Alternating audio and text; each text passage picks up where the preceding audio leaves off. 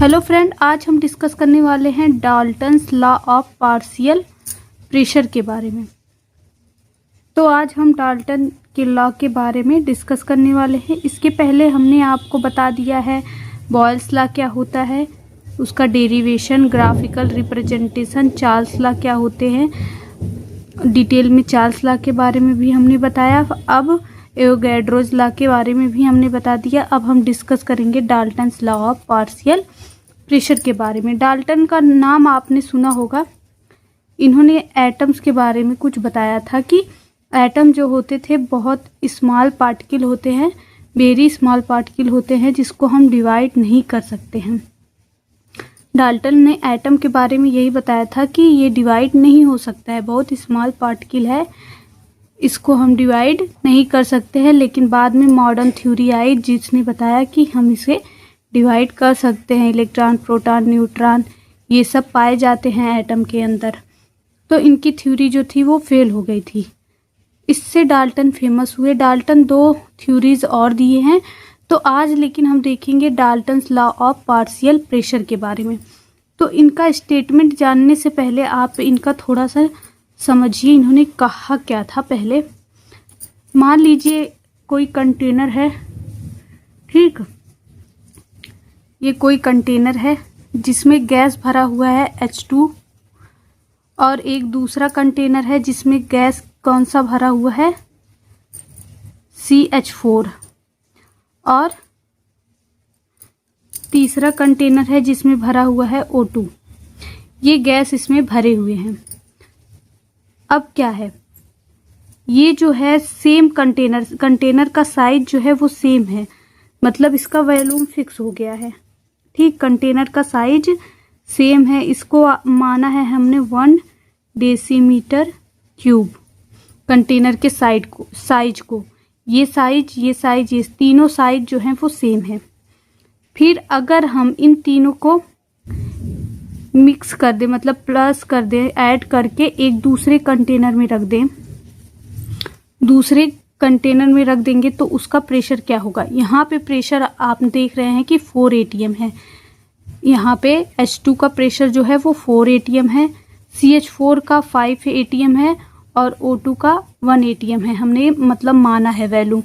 तो यहाँ पे पूछा गया कि अगर इन तीनों गैस को इतने ही साइज के कंटेनर में रख दिया जाए मिक्स करके तो क्या होगा, उसका पार्शियल प्रेशर क्या होगा। तो इसी पे इन्होंने बताया कि तीनों का पार्शियल प्रेशर जो है ऐड हो जाएगा और टोटल प्रेशर हो जाएगा। ये अलग जो प्रेशर है ये प्रेशर और ये प्रेशर ऐड हो जाएगा तो वही इसका टोटल प्रेशर हो जाएगा। ठीक, तो डाल्टन का स्टेटमेंट ये था। आई होप ये आपको पॉइंट समझ में आया होगा हम कहना क्या चाहते हैं। तो देख लीजिए इनका statement. Total pressure exerted by mixture of non-reacting gases is equal to the sum of the partial pressure of gases। यहाँ पे यही बोला गया है। ये जो पार्शियल वर्ड है ये कुछ नहीं है। जब हम ये जो है pH का देखेंगे अलग से प्रेशर तो उसको बोलेंगे पार्शियल प्रेशर। CH4 का अलग से प्रेशर देखेंगे तो उसको बोलेंगे पार्शियल प्रेशर। मतलब अलग अलग गैस का अगर हम देखेंगे तो उसको हम बोलेंगे पार्शियल प्रेशर। लेकिन अगर इन तीनों गैसों को मिक्स करके एक कंटेनर में रखा जाए और उसका प्रेशर देखा जाए तो उसको हम बोलेंगे टोटल प्रेशर। टोटल प्रेशर तो यही यहाँ पे बस बोला गया है कि जो पार्शियल प्रेशर होगा अलग अलग गैसों का, उसका सम जो है वो इक्वल होगा टोटल प्रेशर के। वो किसके इक्वल होगा, टोटल प्रेशर के। जो पार्शियल प्रेशर होंगे अलग अलग गैस के, उनके जो सम होंगे वो टोटल प्रेशर के इक्वल होंगे। तो इसको रिप्रेजेंट किया गया है PT से। टोटल प्रेशर हो गया equal to P1, P2, P3, ये सब जो है इसको ऐड करेंगे एंड सो ऑन। अगर और भी गैसेस हैं उसको भी ऐड कर देंगे तो हो जाएगा वो टोटल प्रेशर। और यहाँ पे बात करते हैं PT क्या है, total pressure of gases, gas के टोटल प्रेशर है। P1 क्या है, partial pressure of gas 1। Partial pressure मतलब गैस 1 का अगर हम अलग से प्रेशर देख रहे हैं तो उसको हम बोल देते हैं पार्शियल प्रेशर। ठीक, तो P1 का हो जाएगा partial pressure of gas 1, partial pressure of gas 2 P2 हो जाएगा, P3 हो जाएगा पार्शियल प्रेशर ऑफ गैस 3। अगर और होते तो यहाँ पे और लिखा जाता partial pressure of gas 4 and so on, ऐसे करके। ठीक, ये एक्सप्लेनेशन है। यहाँ पे देखिए हमने इसको एक्सप्लेन किया है जो हमने डायग्राम बनाया है। सपोज वी हैव 3 गैसेज, आपने 3 गैस लिया है। अब मान लीजिए H2CH4, H2 है, CH4 है एंड O2 है, 3 गैस लिया है। All these gases are enclosed, किसमें क्लोज्ड हैं? 1 dm cube, decimeter cube box में। हमने आपको बताया सबका वॉल्यूम जो है वो सेम है, मतलब कि बॉक्स की साइज सबकी सेम है। यहाँ पे जितने भी बॉक्स लिए हैं, चाहे वो हाइड्रोजन का हो, CH4 का हो, O2 का हो, या फिर मिक्स करने के बाद टोटल प्रेशर जो काउंट कर रहे हैं उस वाले कंटेनर का भी साइज जो है वो फिक्स है, मतलब 1 डेसीमीटर क्यूब है। ये हो गया बॉक्स का साइज। तो वॉल्यूम जो होगा वो कांस्टेंट हो जाएगा, मतलब फिक्स होगा, वो चेंज नहीं होगा। जब साइज ही नहीं चेंज हो रहा है तो वॉल्यूम कैसे चेंज हो जाएगा? Partial pressure of hydrogen is 4 atm। हमने वहाँ पे कंसीडर किया कि हाइड्रोजन का पार्शियल प्रेशर क्या है, 4 atm है। ऑक्सीजन का मैंने माना है 1 atm और मीथेन का हमने माना है, मीथेन गैस का हमने माना है 5 atm। इस हिसाब से उनके स्टेटमेंट के हिसाब से अगर देखा जाए टोटल प्रेशर विल बी, कितने होंगे टोटल प्रेशर? तो हो जाएगा आपका PT is equal to pressure of hydrogen, pressure of methane, pressure of oxygen. Oxygen का अगर हम लिखेंगे तो 1 है, मीथेन का 5 है और इसका 4 है। इसको ऐड करेंगे तो 10 atm। अगर इस एग्जाम्पल से समझे तो टोटल प्रेशर जो होगा वो 10 atm के इक्वल होगा। आई होप यहाँ तक आपको समझ में आ गया होगा, इसमें कोई दिक्कत नहीं होगी। अब आगे देखते हैं। अब इसको मैथमेटिकली कैसे प्रूफ किया जाएगा, वो तो उनका स्टेटमेंट था। स्टेटमेंट के हिसाब से हमने बोल दिया कि ये ऐसा ऐसा होना चाहिए, तो इन्होंने मैथमेटिकली भी उसको प्रूफ किया होगा, तभी तो ये एक्सप्लेनेशन उन्होंने दिया। तो मैथमेटिकली उन्होंने कैसे प्रूफ किया, तो हमने आपको बताया है जनरल गैस इक्वेशन क्या होता है, उसका डेरिवेशन भी कराया है। तो यहाँ पे सबसे पहले हम यूज़ करेंगे जनरल गैस इक्वेशन, जो क्या होता है PV is equal to nRT होता है। अब देखिए ये हम सबके लिए लिखेंगे। हाइड्रोजन गैस हमने वहाँ पे लिया था, 3 गैस लिया था, हाइड्रोजन, मीथेन और ऑक्सीजन गैस लिया है। तो तीनों के लिए हम क्या लिखेंगे, जनरल गैस इक्वेशन क्या होगा। सबसे पहले बात कर लेते हैं यहाँ पे क्या क्या कांस्टेंट है। कांस्टेंट अगर हम देखेंगे तो वॉल्यूम पहली बात कांस्टेंट है, क्योंकि हमने साइज को फिक्स कर दिया है। साइज, कंटेनर की साइज को, बॉक्स के साइज को फिक्स किया है 1 डेसीमीटर क्यूब। तो वॉल्यूम आपका कांस्टेंट हो जाएगा, वो नहीं चेंज होगा। बात करते हैं आर जो है, आर भी कांस्टेंट है क्योंकि ये गैस कांस्टेंट है, जनरल गैस कांस्टेंट आर है, ये तो कांस्टेंट है ही। और टेम्परेचर भी कांस्टेंट हमने लिया है, टेम्परेचर भी कांस्टेंट लिया है। चेंज क्या हो रहा है, n, number of moles change हो रहा है और प्रेशर चेंज हो रहा है। 2 चीज़ यहाँ पे चेंज हो रहा है, प्रेशर और नंबर ऑफ मोल्स। जो चीज़ चेंज हो रहा है उसी के नीचे आप हाइड्रोजन लगाएंगे, मीथेन लगाएंगे, O2 लगाएंगे, और जो नहीं चेंज हो रहा है उसको वैसे ही लिखना है। Now the above equation for H2O2 and CH4 gases. ये जो एबव इक्वेशन है, ऊपर वाला इक्वेशन, अगर हमको H2 और O2 और मीथेन गैस के लिए लिखना होगा तो हम कैसे लिखेंगे, तो इसके लिए बात करते हैं।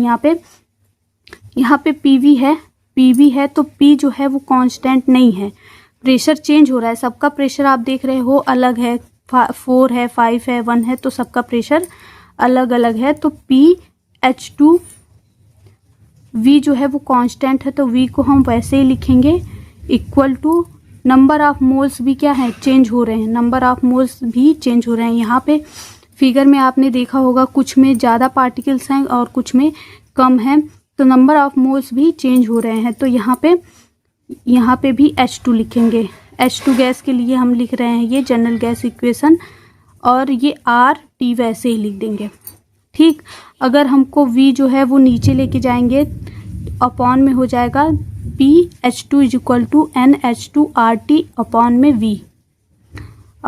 V। अगर इस इक्वेशन को आप देखना चाहें तो ये इतना जो है वो कांस्टेंट है, ये सारा कांस्टेंट है, तो इसको हम K भी लिख सकते हैं। कैपिटल के, इन सारे कांस्टेंट की जगह पे एक कांस्टेंट के लिख दीजिए। आपको पता है अगर हम इसको लिखेंगे P is equal to NH2 और K, कांस्टेंट और इक्वल टू मिला के क्या बनता है, प्रोपोर्शनलिटी का साइन बनता है। कांस्टेंट और इक्वल टू अगर आप मिलाएंगे तो प्रोपोर्शनलिटी का साइन बनेगा। तो इसको हटा के हम प्रोपोर्शनलिटी का साइन लगा दिए। इसके PH2 जो है वो डायरेक्टली प्रोपोर्शनल है number of moles of hydrogen के। तो इससे ये पता चल रहा है जो प्रेशर है वो डायरेक्टली प्रोपोर्शनल होगा नंबर ऑफ मोल्स के। गैस के जितने ज़्यादा मोल्स होंगे उसका पार्शियल प्रेशर जो होगा उतना ही ज़्यादा होगा। जितने ज़्यादा नंबर ऑफ मोल्स होंगे उतना ही ज़्यादा उसका पार्शियल प्रेशर होगा, डायरेक्टली प्रोपोर्शनल है। यहाँ पे बात करते हैं, जैसे हमने CH2 लगाया है वहाँ पे क्या लगा देंगे, CH4 लगा देंगे और सारा का सारा सेम होगा। तो यहाँ पे लास्ट में आएगा PCH4 डायरेक्टली प्रोपोर्शनल होगा number of moles of CH4 के। अब देखेंगे यहाँ PO2V ऑक्सीजन के लिए भी वैसे सेम लिखना है, केवल H2 की जगह पे O2 लगाना है और ये डायरेक्टली प्रोपोर्शनल होगा इसके number of moles of oxygen के। ये बात हो गया। अगर हम निकालना चाहेंगे इसका टोटल प्रेशर हम निकालेंगे तो क्या करेंगे, P टोटल T लिखेंगे इक्वल टू में PH2 plus PCH4 plus PO2। इसकी जगह पे ये वाली वैल्यू पुट कर दीजिए आप। ये जो PH2 की वैल्यू आपने निकाली है, PH4 की वैल्यू निकाली है, PO2 की वैल्यू निकाली है ना, ये सारी वैल्यू आपको कहाँ पुट करना है, यहाँ पे पुट करना है इक्वेशन में। यहाँ पे आपने पुट किया PH की वैल्यू, यहाँ पे PCH4 की वैल्यू और यहाँ पे PO2 की वैल्यू पुट कर दिया। अब यहाँ पे आप देखिए क्या कॉमन है इस इक्वेशन में, क्या कॉमन है। तो आप देखेंगे कि RT अपॉन में V, RT अपॉन में V, RT अपॉन में V ये कॉमन है, तो इसको हम बाहर ले लेंगे, ठीक। और ये हो जाएगा NH2 plus NCH4 plus NO2 और ये RT अपॉन में V जो है वो बाहर ले लिया गया है। अब बात करते हैं जो N टोटल होगा, नंबर ऑफ मोल्स जो टोटल होंगे अगर आप मिक्स कर दिए हैं उसके बाद देख रहे हैं number of moles of total, तो आप क्या करेंगे, इसका NH2 plus NCH4 plus NO2 इसको ऐड कर देंगे तो ये आ जाएगा N टोटल के इक्वल, ये N टोटल के इक्वल आएगा। और इसकी वैल्यू यहाँ पे रख देंगे, इस वैल्यू की जगह पे आप रख देंगे N टोटल मतलब कि NT, PT is equal to NT RT upon में V। V को इधर लेके जाएंगे तो हो जाएगा आपका PT V equal to NT RT। ये इक्वेशन आ गया आपका। अगर आप जनरल गैस इक्वेशन इसके लिए निकालोगे तो टोटल गैस अगर मिक्स कर रहे हो उसके बाद उसका जनरल गैस इक्वेशन निकालना चाहोगे तो ये आएगा आपका। आई होप ये वीडियो आपको अच्छी लगी हो। वीडियो अच्छी लगी हो तो लाइक करिए, चैनल पर नए हैं तो चैनल को सब्सक्राइब कर लीजिए। Thank you for watching this video. अगर आप स्क्रीनशॉट लेना चाहते हैं तो ले सकते हैं।